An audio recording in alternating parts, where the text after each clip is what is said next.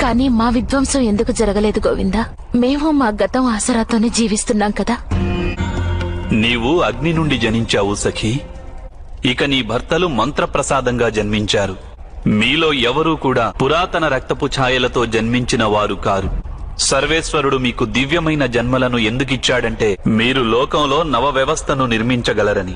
బావ యుధిష్ఠిరుడు ఈ లోకాన్ని న్యాయంతో ధర్మంతో పరిపాలించి మంచి చేస్తారు. వారి వంశోద్ధారకుడు ఉత్తర గర్భంలో పెరుగుతున్నాడు.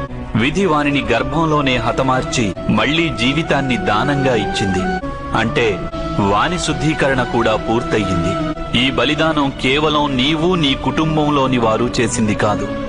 ఇది సమస్త ఆర్యావర్తము చేసిన బలిదానం. కనుక నీవు నీ దుఃఖాన్ని విస్మరించు.